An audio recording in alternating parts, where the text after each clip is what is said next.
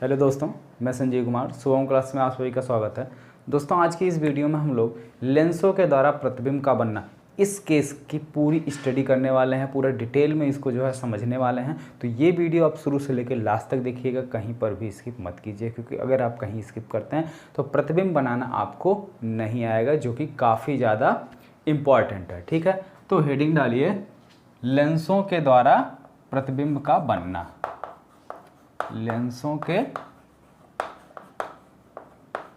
द्वारा प्रतिबिंब का बनना। ठीक है, अब लेंसों के द्वारा प्रतिबिंब बनना। अब लेंस हमारे दो टाइप के होते हैं। पहला तो है उत्तल लेंस, दूसरा अवतल लेंस। ठीक है, तो अब इन दोनों के केसों को हमें स्टडी करना है। उत्तल लेंस, उत्तल लेंस, ठीक है, उत्तल लेंस के द्वारा। दूसरा अवतल लेंस के द्वारा, अवतल लेंस के द्वारा। ठीक है, अब इन दोनों के द्वारा हमें प्रतिबिंब का बनना स्टडी करना। तो हम क्या करते हैं, सबसे पहले किसी एक को पढ़ते हैं। सबसे पहले जो है उत्तल लेंस को पढ़ते हैं। उत्तल लेंस में क्या है कि जैसे मान लीजिए ये हमारा कोई उत्तल लेंस है। ठीक है, अब देखिए यहाँ पे इसका जो प्रकाशिक केंद्र होगा। ठीक है, अब प्रकाशिक केंद्र क्या है, ये सब क्या है, ये सारी चीज़ें जो है हमने स्टार्टिंग में आपको बता दिया है। ये दर्पण का, ठीक है, दर्पण नहीं सॉरी, ये लेंस है, लेंस का मध्य बिंदु है, इसी को हम कहते हैं प्रकाशिक केंद्र, और इसको ओ से डिनोट करते हैं। ठीक है, अब यहाँ पे देखो, एक इधर गोलीय दर्पण है, एक इधर, दो दर्पण को मिलाकर लेंस हमारा बनता है। तो इस दर्पण की फोकस दूरी कुछ होगी और इस दर्पण की कुछ फोकस दूरी होगी।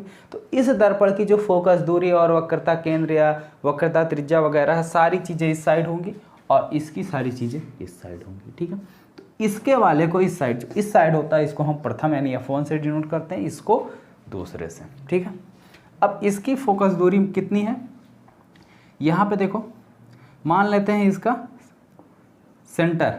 ठीक है, यहाँ कहीं पे होगा, लेकिन सेंटर को यहाँ पे C1 से ना लिखकर हम लोग लिखते हैं फोकस, यानी सेंटर हमारा यानी R जो होता है, ठीक है, जिसको हम वक्रता त्रिज्या कहते हैं। तो वक्रता त्रिज्या जो है वो फोकस का 2 गुना होता है, यानी 2 टाइम्स F।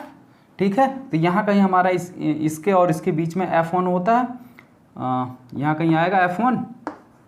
ठीक है, तो अब यहाँ पे हम C न लिख के, यानी वक्रता केंद्र को C से लिखते थे, लेकिन C न लिख के क्या लिखते हैं, 2F1, 2F1, या आप अगर जानने के लिए लिख भी सकते हैं C1। ठीक है, ठीक इसी तरीके से इसका सब कुछ इधर होगा, इसका फोकस दूरी यानी F2 इधर होगा। ठीक है, और 2F2 यानी कहने का मतलब C2। इतनी बात समझ में आ रही है? ठीक है, क्लियर है? अब देखो, अगर अब इसमें टोटल हमको 6 केसेस को पढ़ना। अगर हमारा प्रतिबिंब यहाँ अनंत पर है तब अगर वस्तु जो है हमारा यहाँ अनंत पर है तो प्रतिबिंब कहाँ बनेगा। वस्तु जो है अनंत और 2F1 के बीच में है तब प्रतिबिंब कहाँ बनेगा। तीसरा केस, अगर वस्तु हमारा 2F1 पर है तब प्रतिबिंब कहाँ बनेगा। चौथा केस, अगर वस्तु हमारा 2F1 और F1 के बीच में है तब प्रतिबिंब कहाँ बनेगा। ठीक है, पांचवा केस, अगर वस्तु हमारा F1 पर है तब प्रतिबिंब कहाँ बनेगा। और छठा जो लास्ट केस, इसके बारे में हमें जानना है कि अगर वस्तु F1 और O के बीच में है तब प्रतिबिंब कहाँ बनेगा। तो ये टोटल 6 केसेस को हमको क्या करना है, स्टडी करना है। तो अब इसमें से सबसे पहले हम लोग स्टार्ट करते हैं केस फर्स्ट। केस फर्स्ट, अब प्रतिबिंब का बनना हम लोग पढ़ रहे हैं किसके द्वारा, अवतल लेंस को। तो ये जो है उत्तल लेंस, तो इसको हम हटा देते हैं और इसमें डालते हैं केस फर्स्ट। अब केस फर्स्ट क्या है, जब प्रतिबिंब अनंत पर, बार बार प्रतिबिंब निकल रहा, वस्तु, जब वस्तु अनंत पर हो, वस्तु अनंत पर हो, यह हमारा पहला केस है। ठीक है, तब प्रतिबिंब कहाँ बनेगा। ठीक है, हेडिंग हो गई। और एक चीज़, अगर अभी तक आपने चैनल को सब्सक्राइब नहीं किया हो तो चैनल को सब्सक्राइब कर लीजिए, जिससे हमारी हर एक वीडियो का नोटिफिकेशन आपको आसानी से मिल जाए। मान लेते हैं यहाँ कहीं वस्तु है हमारा, ठीक है, यहाँ कहीं वस्तु है अनंत पर, ठीक है, अनंत पर कहीं वस्तु है। अब यहाँ से एक जो प्रकाश किरण चलेगी वो क्या हो जाएगी, मुख्य अक्ष के बिल्कुल समांतर जाएगी, ठीक है। ये हमारा मुख्य अक्ष है, मुख्य अक्ष जिसे कहते हैं प्रिंसिपल लाइन, ठीक है। तो अपवर्तन के पश्चात ये जो है दूसरी साइड फोकस से होकर निकल जाएगी, ठीक है। अपवर्तन के पश्चात ये दूसरी साइड फोकस से होकर निकल जाएगी। क्लियर। अब देखो क्या कंक्लूजन मिल रहा कि अनंत पर स्थित वस्तु का प्रतिबिंब अनंत पर या उत्तल लेंस के सामने, अनंत पर स्थित वस्तु का प्रतिबिंब उत्तल लेंस के दूसरी साइड फोकस पर वस्तु से छोटा और वास्तविक बनता है। वस्तु से क्या है, काफ़ी छोटा है भाई, ये बिंदु के रूप में बन रहा और ये बहुत बड़ा है अनंत पर, तो इसका प्रतिबिंब जो है यहाँ फोकस दूसरे फोकस पर बन रहा है, ठीक है। कैसा बन रहा है, वास्तविक और छोटा, ठीक है, और छोटा या बिंदु के रूप में, बिंदु के रूप में। क्लियर है। पहला केस समझ में आया। कुछ नहीं करना है कि अनंत पर जो भी वस्तु हमारी स्थित होती है उससे चलने वाली प्रकाश किरण हमेशा मुख्य अक्ष के समांतर ही निकलती है। तो अब मुख्य अक्ष के समांतर प्रकाश किरणों को हम ले गए और जानते हैं कि मुख्य अक्ष के समांतर जो प्रकाश किरणें आती हैं वो अपवर्तन के पश्चात फोकस से होकर निकल जाती हैं। तो एक फोकस से निकल गई, अब दोनों किरणें जहाँ एक दूसरे को कट की वहीं पर वस्तु का प्रतिबिंब बना, ठीक है। ये हो गया हमारा पहला केस। अब देखते हैं दूसरे केस की, ठीक है। केस टू, केस टू, जब वस्तु अनंत और 2f1 के बीच में हो, अनंत व 2f1 के बीच स्थित हो, तब इसका प्रतिबिंब कहाँ बनेगा, ठीक है। जब वस्तु अनंत और 2f1 के बीच में स्थित हो तब इसका प्रतिबिंब कहाँ बनेगा। और एक चीज़, अगर आपको फिजिक्स में कोई डाउट लगता है या फिजिक्स को हम किस तरीके से पढ़ें या फिजिक्स आपको अगर हार्ड लगती हो, ठीक है, तो इस पर मैंने एक वीडियो बनाया है कि अगस्त से पढ़कर फिजिक्स में 95 या 90 मार्क्स कैसे स्कोर करें।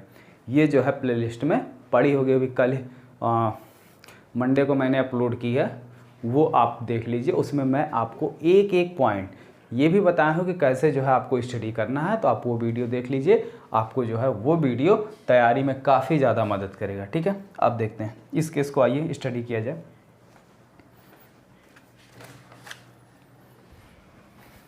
इसको मिटा देते हैं। ये हो गया ना पहला केस।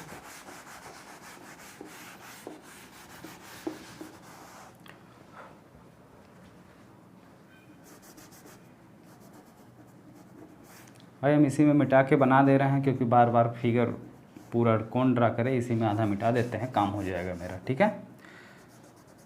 आप लोगों के पास पटरी प्रकार सब कुछ है, आप लोग अच्छे से जो है इसको ड्रा कीजिएगा और अपनी नोट्स काफ़ी अच्छे से तैयार कीजिए, क्योंकि यही नोट्स आपकी जो है एग्ज़ाम टाइम में काम आती है। अपनी लिखी हुई नोट्स ज़्यादा समझ में आती है, दूसरों की कम आती है, ठीक है। ये मैं अपने अनुभव से बता रहा हूँ कि अगर आप नोट्स खुद बनाओगे तो ज़्यादा समझ में आएगा। अब देखो वस्तु हमारा कहाँ है, अनंत और 2f1 के बीच में, यहाँ कहीं मान लेते हैं वस्तु हमारा स्थित है, ठीक है। अब एक प्रकाश किरण क्या होती है, बिल्कुल ठीक मुख्य अक्ष के समांतर ले जाओ, मुख्य अक्ष के समांतर। अब अपवर्तन के पश्चात कहाँ से जाएगी, फोकस से होकर जाएगी, ठीक है। दूसरी प्रकाशिक केंद्र से होकर जाएगी, ठीक है, प्रकाशिक केंद्र से होकर जाएगी। अब ये दोनों देखो एक दूसरे को जहाँ पर कट करेंगी वहीं पर वस्तु का और प्रकाशिक केंद्र से होकर जाने वाली वस्तु सीधी निकल जाती है, ठीक है। तो यहाँ ये दोनों एक दूसरे को कट कर रहे हैं, तो यहाँ पर वस्तु का प्रतिबिंब बनेगा। अगर हमारा वस्तु ए बी है तो ये प्रतिबिंब हमारा ए डैश बी डैश।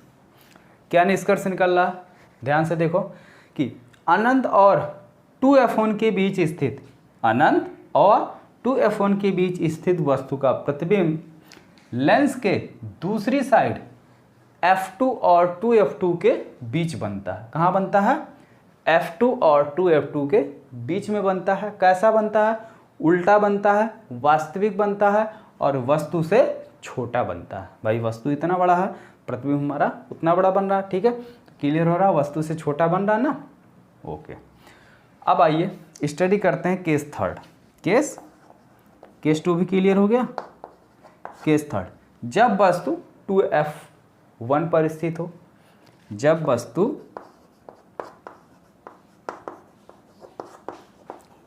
2f1 पर स्थित हो,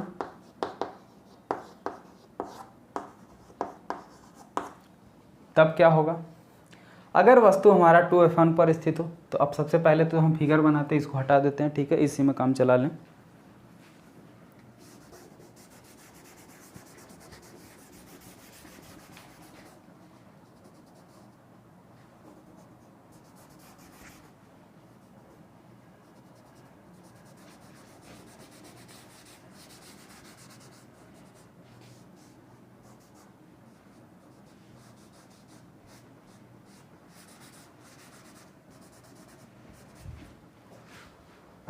क्लियर?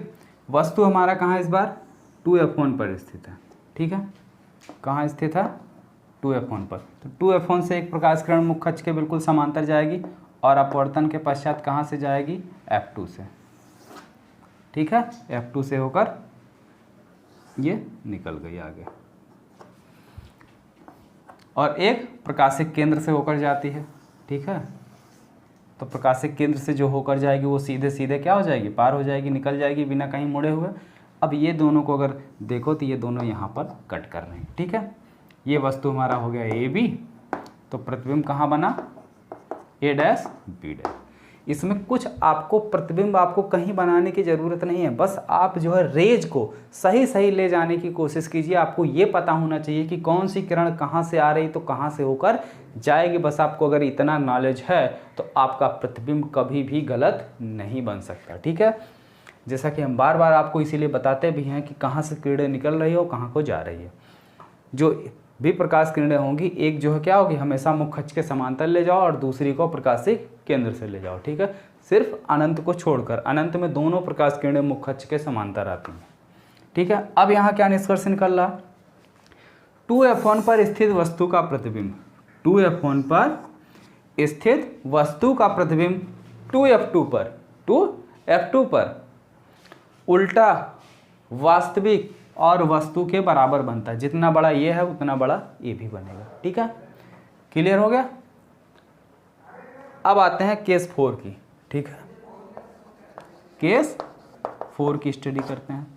जब वस्तु हमारा 2f1 और f1 के बीच स्थित। अच्छा, एक चीज़ और देखिए, काफ़ी ध्यान से, बहुत कुछ सोचने वाली बात है, बहुत ध्यान से देखिएगा क्या हम आपको समझाने की कोशिश कर रहे हैं। जब प्रतिबिंब हमारा अनंत पे था तो जब वस्तु अनंत पर था, प्रतिबिंब यहाँ बना। प्रतिबिंब वस्तु और पास ले आए तो ये और दूर गया। ठीक है, अब इसको और पास ले आएंगे तो ये और दूर जाएगा। यानी जैसे बिल्कुल एकदम उल्टा केस चलेगा। अनंत पे था तो फोकस पे बना। ठीक है, अनंत पे था तो फोकस पे बना। अनंत और 2f1 के बीच में था, अनंत और 2f1 के बीच में था तो कहाँ बना? फोकस और f2 के बीच बना। प्रथम यानी 2f2 पे था, 2f1 पे था तो 2f2 पे बन गया।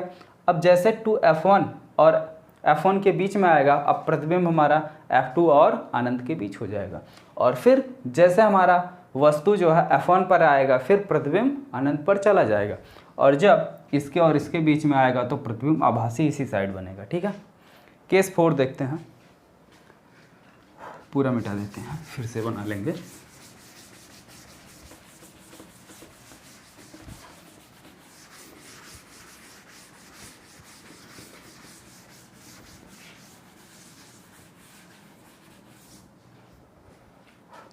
केस 4 जब वस्तु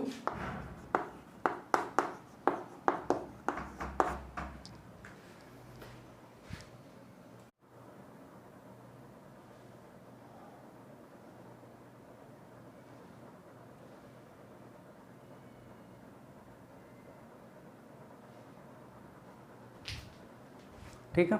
अब देखो, जब वस्तु हमारा 2F1 और F1 के बीच में स्थित हो तब प्रतिबिंब कहाँ बनेगा।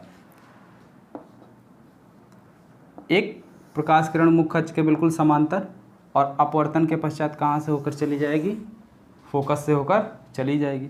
दूसरी जो है प्रकाशिक केंद्र से जाएगी और बिल्कुल जो है ऐसे सीधे निकल जाएगी। ठीक है, प्रकाशिक केंद्र से होकर जाएगी और बिल्कुल सीधे निकल जाएगी, तो ये यहाँ कहीं पर बनेगा। ठीक है, तो क्या निष्कर्ष निकल रहा है, A B, A dash B dash. ठीक है, कि 2F1 और F1 के बीच स्थित वस्तु का प्रतिबिंब 2F2 और 2F2 के बाद क्या है, अनंत, तो 2F2 और अनंत के बीच में वस्तु से बड़ा वास्तविक और उल्टा बनता है।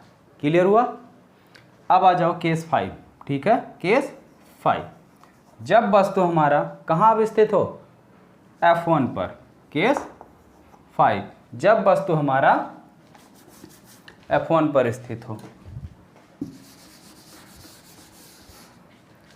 जब वस्तु F1 पर स्थित हो। ठीक है, तो जब वस्तु F1 पर स्थित रहेगा तब प्रतिबिंब कहाँ बनेगा, देखो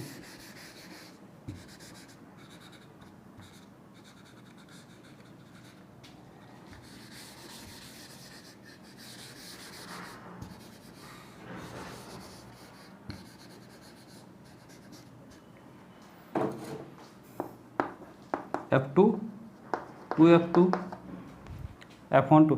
अब वस्तु यहाँ पर स्थित है। ठीक है, ये प्रकाश किरण बिल्कुल मुख्य अक्ष के समांतर गई और अपवर्तन के पश्चात कहाँ से होकर चली गई, फोकस से होकर चली गई। ठीक है, द्वितीय फोकस से एक बिल्कुल ऐसे चली जाएगी। ठीक है, अब देखो ये दोनों प्रकाश किरण अगर इनको आगे कहीं बढ़ाओगे तो मिलेगा, नहीं मिल रहा, और ऐसा लग रहा है कि इनको अगर हम बहुत आगे अनंत पर बढ़ाएंगे तो वहाँ कहीं पर जाकर ये मिलेंगे। ठीक है, तो यहाँ से निष्कर्ष क्या निकल रहा है कि जब वस्तु F1 पर स्थित होता है तो उसका प्रतिबिंब लेंस के दूसरी साइड अनंत पर वस्तु से काफ़ी बड़ा, वास्तविक और उल्टा बनता है। क्लियर हो गया। ठीक है, ये केस भी क्लियर हो गया। अब देखिए केस 6 जो कि लास्ट केस है, केस नंबर 6।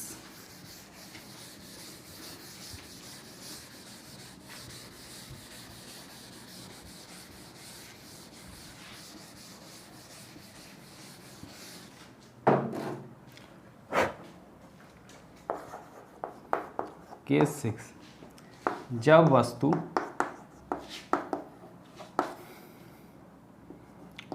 F1 व O का मतलब क्या है, प्रकाशिक केंद्र,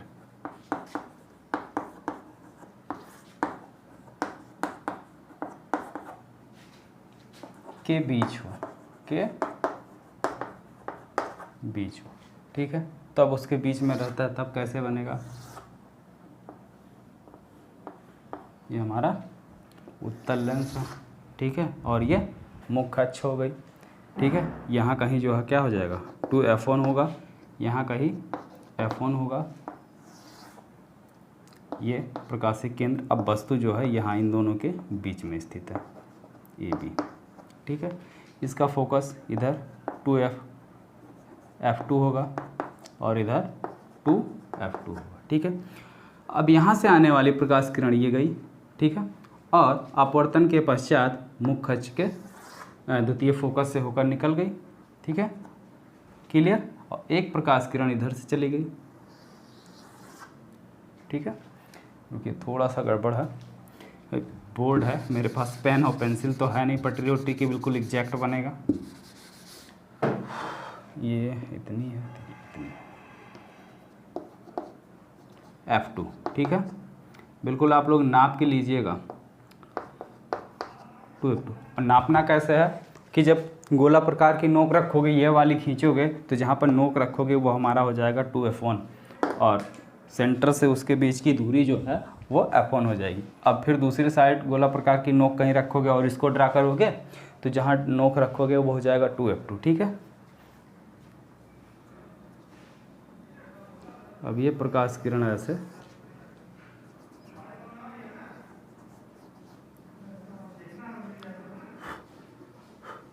ये प्रकाश किरण बिल्कुल ऐसे ऐसे ऐसे चली गई, ठीक है। और दूसरी जो है वो प्रकाशिक केंद्र से होकर ऐसे चली गई। अब देखो ये दोनों प्रकाश किरणें जैसे जैसे आगे बढ़ती जा रही हैं एक दूसरे से फैलती जा रही हैं, यानी इनको अगर हम आगे बढ़ाते जाएं तो कहीं पर ये एक दूसरे से मिलेंगी नहीं। तो आगे नहीं मिल रही तो इनको पीछे बढ़ा के देखते हैं।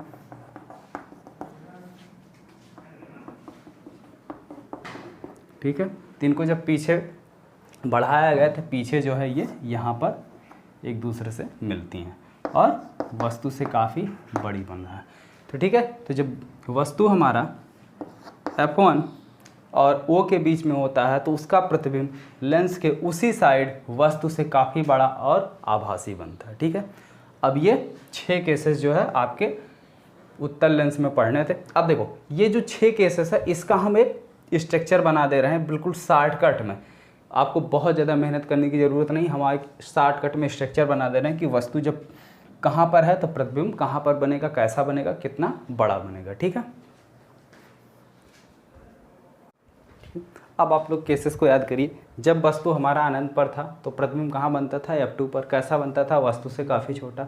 और नेचर इसका कैसा था, वास्तविक था। ठीक है, वास्तविक और उल्टा था। दूसरा केस, जब वस्तु अनंत व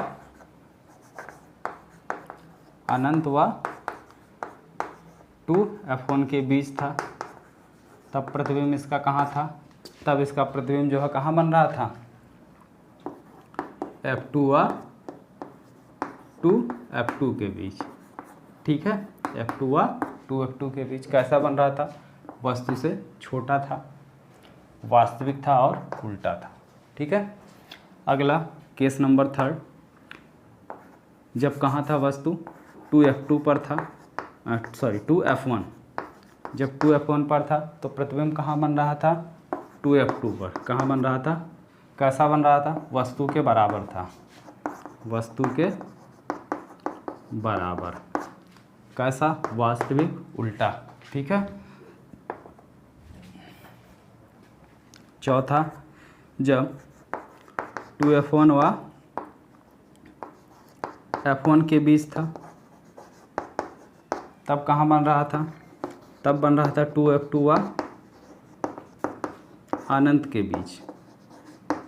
ठीक है, कैसा, वस्तु से बड़ा, वस्तु से बड़ा। नेचर वास्तविक उल्टा। ठीक है, पांचवा केस, जब वस्तु F1 पर था, F1 पर, तब कैसा था, प्रतिबिंब कहाँ बन रहा था, तब प्रतिबिंब जो है अनंत पर बन रहा था। कैसा, वस्तु से बड़ा, वस्तु से बड़ा, वास्तविक उल्टा। ठीक है, वास्तविक उल्टा। लास्ट छठा केस, F1 व O के बीच जब था तब कहाँ था, तब प्रतिबिंब लेंस के उसी साइड, लेंस के उसी तरफ, उसी तरफ का मतलब किधर, जिस तरफ वस्तु था, जिस तरफ वस्तु था। ठीक है, कैसा बन रहा था, वस्तु से तो बड़ा बन ही रहा था। ठीक है, लेकिन वास्तविक नहीं था। कैसा था, आभासी और सीधा। ठीक है, क्लियर हो गया। अब देखो कुछ देखने को मिल रहा होगा, अनंत अनंत, F2 F1। ठीक है, बिल्कुल इसी तरीके से उल्टे चलते हैं। तो आई होप ये आपको समझ में आ गया। और अब हम कल के वीडियो में बात करेंगे अवतल लेंस की। ठीक है, ये तो उत्तल लेंस का हो गया। अब अवतल लेंस के द्वारा प्रतिबिंब कैसे बनता है ये कल के वीडियो में डिस्कस किया जाएगा।